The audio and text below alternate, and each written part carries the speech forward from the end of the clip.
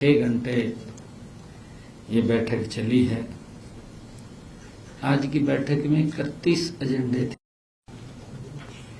जिसमें से 18 एजेंडे मंजूर किए गए। साथियों, सबसे पहले तो हरियाणा जुडिशियल सेवा नियम में संशोधन, जो सुप्रीम कोर्ट ने जो आदेश दिए थे उनके निर्देशानुसार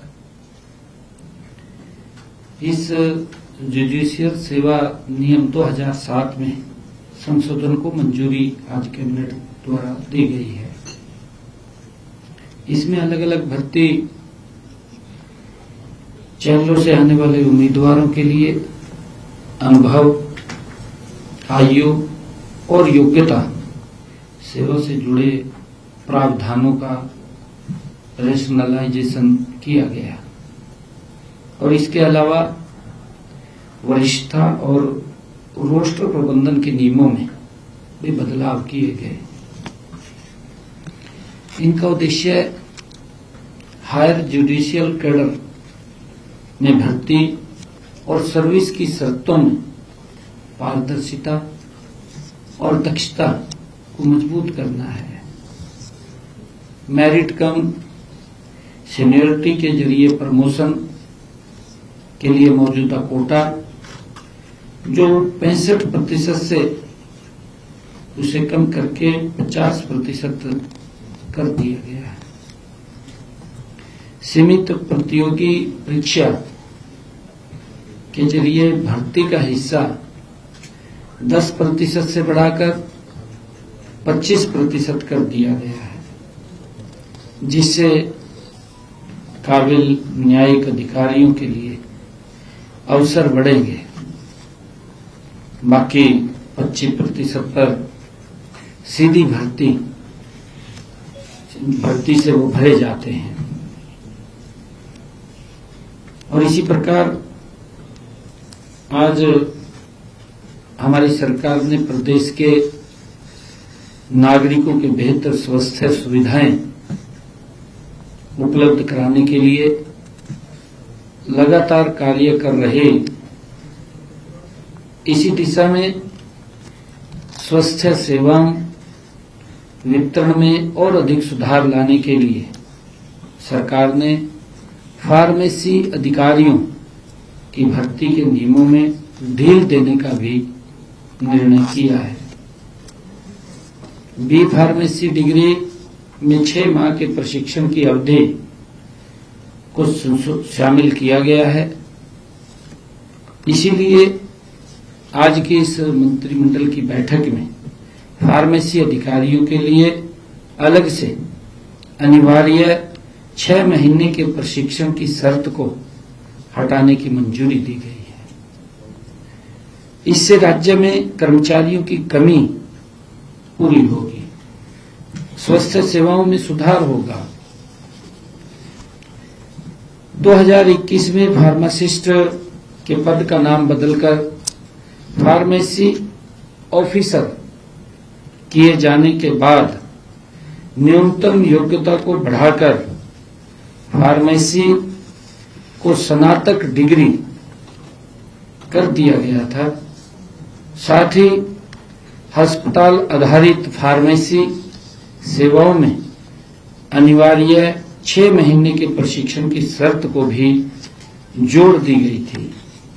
इन कड़े मानदंडों के कारण पात्र उम्मीदवारों की संख्या सीमित होगी, जिससे सरकारी अस्पतालों और औषधालयों में पद खाली रहने लगे। इसी समस्या को दूर करने के लिए सेवा नियमों में अनिवार्य 6 महीने के प्रशिक्षण की शर्त को आज हटा दिया गया है। इसके अलावा भी मंत्रिमंडल ने एक और महत्वपूर्ण निर्णय लिया है। फार्मेसी अधिकारी के पद के लिए भर्ती अनुपात में भी बदलाव किया गया है। अब सीधी भर्ती का हिस्सा 75% से बढ़ाकर 95% कर दिया गया है। सीधी भर्ती होगी और 5% प्रमोशन से का कोटा जो पहले 25% था उसे घटा करके 5% वो कर दिया गया है प्रमोशन से। और साथियों, इसी प्रकार ऑपरेशन थिएटर सरकारी अस्पतालों में योग्य तकनीकी स्टाफ की उपलब्धता सुनिश्चित करने के लिए ऑपरेशन थिएटर ओटीए असिस्टेंट पद के लिए पात्रता मानदंडों में संशोधन को भी मंत्रिमंडल द्वारा मंजूरी दी गई है। ऑपरेशन थिएटर असिस्टेंट के लिए डिप्लोमा पाठ्यक्रम बंद होने के कारण नई डिग्री योग्यता को मान्यता दी गई है। अब सीधी भर्ती के लिए अनिवार्य शैक्षणिक योग्यता +2 विज्ञान, फिजिक्स, केमिस्ट्री और बायोलॉजी या गणित, इसके साथ बीएससी मेडिकल टेक्नोलॉजी पदोन्नति के लिए अनिवार्य शैक्षणिक योग्यता +2 फिजिक्स, केमिस्ट्री व बायोलॉजी या गणित तथा सरकारी स्वास्थ्य संस्थान के ऑपरेशन थिएटर में समूह डी कर्मचारियों के रूप में 5 वर्ष का अनुभव आवश्यक है। इसी प्रकार प्रतिनियुक्त के लिए निर्धारित शैक्षणिक योग्यता एवं संबंधित अनुभव अनिवार्य किए गए हैं। भर्ती प्रक्रिया को आधुनिक चिकित्सा शिक्षा मानकों के अनुरूप बनाया गया है। और मंत्रिमंडल में यह भी फैसला लिया गया है कि हरियाणा वित्तीय नियम वॉल्यूम 1 के नियम 8.14 में संशोधन को कैबिनेट ने मंजूरी दी है। मौजूदा प्रावधान के अनुसार सरकारी अनुदान प्राप्त करने वाले सभी संस्थाओं, बोर्डों, निगमों द्वारा यूटिलाइजेशन सर्टिफिकेट प्रस्तुत करना आवश्यक है। हालांकि नियमों में अभी यूटिलाइजेशन सर्टिफिकेट का कोई स्टैंडर्ड फॉर्मेट नहीं था, इसलिए अब एकरूपता लाने के लिए इसका स्टैंडर्ड फॉर्मेट नियमों में शामिल किया गया है।